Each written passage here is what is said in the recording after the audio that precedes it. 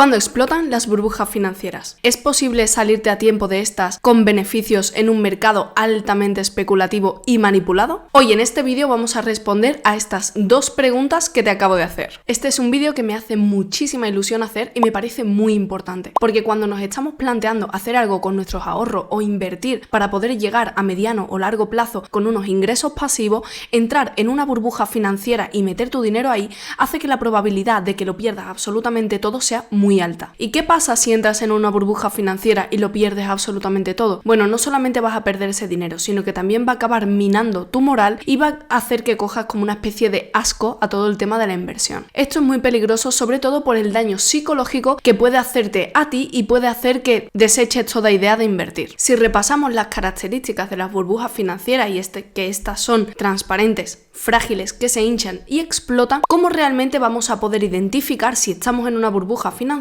o la etapa en la que ésta se encuentra? Ya que esto es realmente difícil. Bueno, pues como justamente dice en el título, lo que vamos a hacer es definir las etapas por las que pasa una burbuja financiera. Desde que ésta nace como una idea, proyecto o producto novedoso, pasando por su popularización y el crecimiento exponencial de su precio, hasta el momento en el que estalla y se va a cero. La importancia de conocer todas las etapas por las que pasa un activo que está siendo susceptible de convertirse en una burbuja financiera es muy clara. Y es que si existe alguna manera de poder beneficiarte de estas burbujas financieras es identificando la etapa en la que se encuentra y sabiendo salirte a tiempo de estas. Cuando hablamos de burbujas financieras debemos tener en la mente la imagen gráfica del efecto bola de nieve. Una bola de nieve pequeña y preciosa que a medida de ir rodando va convirtiéndose en una completa avalancha. Como si de un proceso de viralización se tratase cuando las personas empiezan a ganar dinero con este tipo de activos o ven el potencial de ciertos productos y lo comparten con otras personas,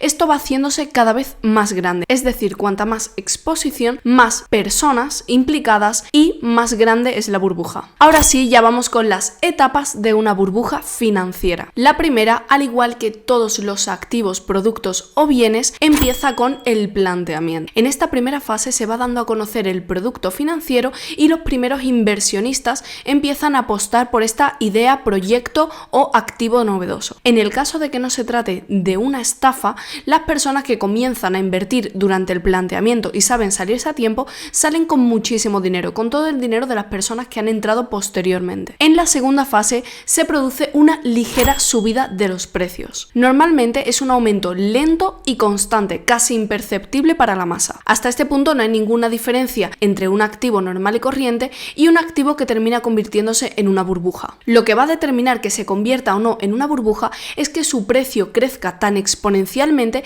que se encuentre completamente desligado del valor real o la utilidad que tiene esa cosa. Es decir, el precio sube como la espuma sin tener en cuenta ningún tipo de evolución del producto en sí. Es decir, el producto sigue siendo el mismo con una utilidad X, pero el precio sigue subiendo de manera completamente descontrolada. Por lo tanto, este se encuentra subiendo por pura especulación, no por una evolución en el valor intrínseco de ese bien. Como digo, el problema viene ahora. Y la tercera fase se conoce como la fase de la falsa promesa. Es el momento de máxima euforia. Ya el activo se da a conocer de manera más ampliamente y empiezan a salir las primeras personas con testimonios de que se han vuelto ricas o que se han vuelto millonarias invirtiendo en ese tipo de cosas. Esto es lo que hace que la mayoría de personas inexpertas se decidan a invertir en este tipo de bienes. Esta fase es en la que se produce el crecimiento exponencial del precio de ese activo y, como ya hemos mencionado en vídeos anteriores, sería conocida también como la fase del limpiabotas. Voy a mencionar de nuevo esta frase de Rockefeller en la que admite que cuando su limpiabotas decide comprar o invertir en el mercado es cuando él lo vende absolutamente todo. Ahora viene la cuarta fase.